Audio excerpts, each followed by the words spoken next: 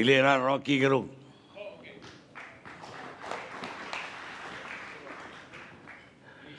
Dia kabur setelah dia. Dia sakit. Iya, dia tinggalin bom itu. Oke, saya teruskan aja karena poin dari saudara Fakhri tadi adalah soal pikiran itu. Dan memang itu yang kita hadapi hari-hari ini. Orang yang kekurangan pikiran itu pasti marah-marah aja.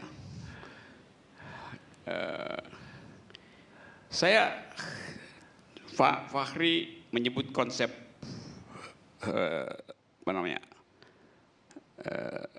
ketiadaan pikiran.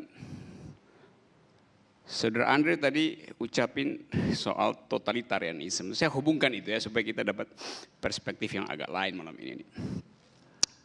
Waktu Donald Trump terpilih, 1 minggu setelah Donald Trump terpilih, buku yang paling laris di Amerika judulnya The Origin of Totalitarianism. Itu bukan buku baru. Itu buku ditulis tahun 51 oleh seorang filsuf Jerman namanya Hannah Arendt yang lari dari Jerman karena diuber-uber nasi lalu cari suaka di Amerika. Jadi saudara lihat, ajaib, Donald Trump terpilih, buku yang jadi bestseller adalah buku tentang fasisme itu, tentang totalitarianisme. Isi dari buku itu adalah tesis Hannah Arendt bahwa Jerman itu terjebak di dalam totalitarianisme karena bangsa itu kekurangan pikiran itu. Itu poin dari Hannah Arendt. Coba kita lihat keadaan kita hari-hari ini. Kita diarahkan untuk masuk kembali pada a new kind of totalitarianism melalui undang-undang terorisme itu.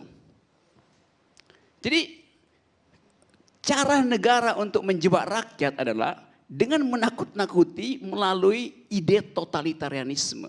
Terorisme itu pikiran-pikiran semacam itu yang ingin diucapkan oleh negara dengan cara mencari cara agar supaya hoax itu menjadi jahat.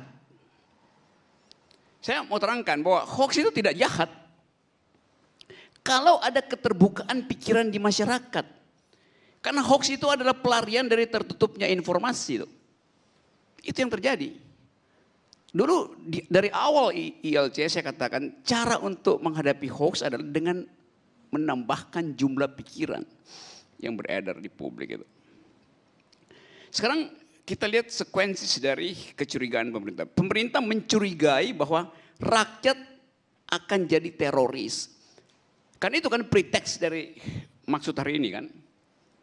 Padahal itu seperti undang-undang terorisme menangkap hoax itu seperti meriam dipakai untuk nembak nyamuk.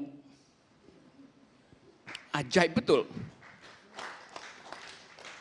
Yang terjadi di mata publik sekarang, publik akhirnya melihat kenapa presiden marah-marah terus itu.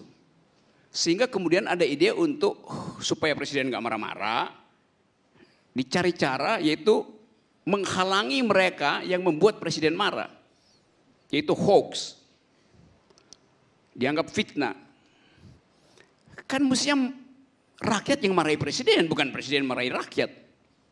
Saya akan lawan. Loh itu sikap arogansi.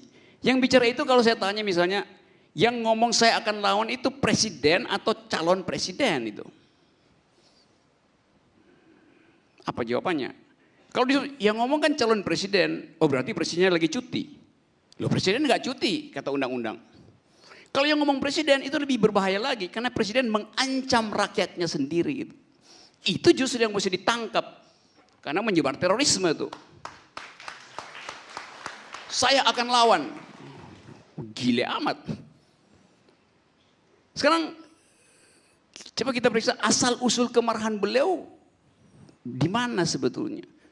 Kelihatannya setelah Kompas menerbitkan statistiknya itu. Kan selama ini presiden dicitrakan sebagai raja yang berpakaian sutra di dalam dongeng Hans Andersen. Ada raja berpakaian sutra, punakawannya setiap hari ngibulin rakyat bahwa raja berpakaian sutra. Rakyat manggut-manggut, oke, raja keluar manggut-manggut semua. Wah, raja berpakaian sutra. Padahal rajanya tuh nggak berpakaian.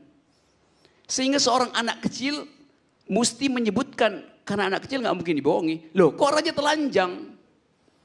Jadi Kompas itu adalah anak kecil yang mengatakan raja sebetulnya telanjang. Lalu semua marah itu. Itu keadaan kita hari ini. Nah, tadi saya senang karena akhirnya kita bisa memulai satu tradisi untuk bertengkar dengan referensi yang jelas, referensi akademis, ide totalitarianisme. Ide tentang lying tadi, tentang bohong. Salah satu buku yang ditulis oleh Hannah Arendt judulnya Lying in Politics. Bohong di dalam politik. Bohong itu biasa aja. Bohong itu adalah hakikat manusia. Tadi benar Prof. Siapa tadi? Andi Hamzah. Benar. Bohong itu hal yang biasa. Yang tidak biasa adalah tidak ada alat untuk membedakan mana yang bohong dan mana yang benar. Itu masalahnya. Kalau ada alat untuk memisahkan mana bohong dan mana benar, nggak ada problem dengan hoax itu. Tapi justru alat untuk membedakan mana yang bohong dan benar itu lenyap di bawah arogansi kekuasaan. Sehingga bohong dan benar itu bercampur. Itu yang disebut sebagai post-truth itu. Jadi jangan salahkan post-truthnya, itu juga suka ngaco orang. Ini karena post-truth, bukan. Jadi kalau tidak ada alat untuk membedakan mana yang bohong, mana yang benar, maka terjadilah hoax. Nah alatnya apa? Alatnya adalah kebebasan berbicara, kebebasan pers. Freedom of speech itu. Jadi kalau ada kebebasan pers, maka bercampurlah antara bohong dan benar. Orang nggak tahu lagi mana bohong dan benar. Jadi untuk memulihkan kepercayaan publik, kan pemerintah tuduh ini nggak ada public trust, ya biasa aja, itu akibat aja bukan sebab. Sebab dari tiadanya kebebasan berpikir ada hilangnya public trust. Supaya dia pulih, jangan kendalikan pers. Itu rumusnya sederhana, bukan undang-undang terorisme yang mesti diturunkan, tapi aktifkan kembali kemerdekaan pers untuk mengucapkan pikiran supaya orang bisa pilih mana yang benar, mana yang salah itu.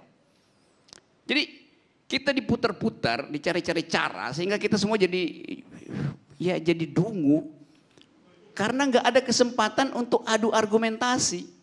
Lain kalau presiden misalnya bilang, oke, saya mau tantang Anda berargumentasi, buktikan segala macam soal yang menuduh saya, mulai dari Jokowi undercover. Dari awal buku itu dilarang sehingga orang merasa berarti ada yang disembunyikan. Kan Jokowi bisa datang di ILC, oke, saya mau debat saudara, siapa yang menulis? Sampai sekarang kita nggak tahu, penulisnya udah hilang itu. Bukunya kita nggak tahu dihilang. Padahal itu karya, itu saya kasih contoh misalnya. Jadi sumber dari hoax adalah ketidakbebasan informasi dari awal itu masalahnya. Nah dalam keadaan ketidakbebasan informasi, orang memproduksi informasi alternatif. Hoax adalah informasi alternatif itu. Jadi apa yang salah di situ? Kalau awalnya origins dari pengendalian itu justru pada ketakutan pemerintah bahwa kebenaran itu akan tiba pada publik. Nah, ini rejim pengendali sebetulnya, mengendalikan jari, segala macam dikendalikan. Akibatnya rakyat bikin countervailing force, counter culture. Supaya saya tidak kena delik, maka saya angkat kode begini sambil saya tutup kepala saya dengan panci. Karena itu kalau Anda pergi ke supermarket sekarang, Tupperware itu hilang dari peredaran. Udah nggak ada orang jual panci itu. Karena toko-toko habis. Mak-mak beli panci semua. Padahal ekonomi lagi jatuh. Jadi ngapain mak-mak beli panci? Ya buat tutup kepalanya tuh. Jadi itu paradoks itu berlangsung hari-hari ini. Jadi kita sebetulnya tertinggal jauh karena kita nggak mampu untuk menghasilkan ulang pikiran. Sekarang tahun politik. Dalam tahun politik seharusnya diedarkan sebanyak mungkin argumen politik. Bukan dikendalikan. Kan mestinya orang bebas bicara apa aja dalam tahun politik. Apalagi dalam demokrasi misalnya. Sekarang terbalik prinsipnya tuh. Dalam demokrasi prinsipnya adalah semua boleh kecuali yang dilarang. Yang dilarang jelas ada di undang-undang. Menebar sara misalnya nggak boleh. Semua boleh kecuali yang dilarang. Sekarang terbalik. Semua tidak boleh kecuali minta izin. Ajaib cara kita berpikir tuh. Jadi pengendalian opini publik itu hasilnya adalah orang bikin hoax. Nah kalau sekarang dipakai undang terorisme, coba konsekuensi. Siapa pembuat hoax terbaik dan terbanyak?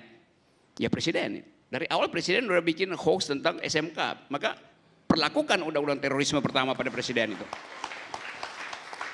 Kan itu konsekuensi dari cara berpikir hukum yang otoriter. Kan kena dirinya sendiri. Siapa lagi yang mesti kena? Ya selain presiden, ya Pak Ma'ruf Amin.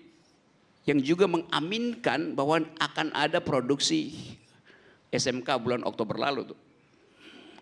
Jadi kalau didaftarkan, yang udah beredar di media massa itu, hoaxnya presiden itu udah 60, jadi udah kalau akumulasi kejahatannya itu udah dihukum berkali-kali sebagai teroris itu. Karena nggak ada yang benar. Kalau kita mau cek benernya kita cek di mana? Pada media, udah media dikendalikan juga pikirannya.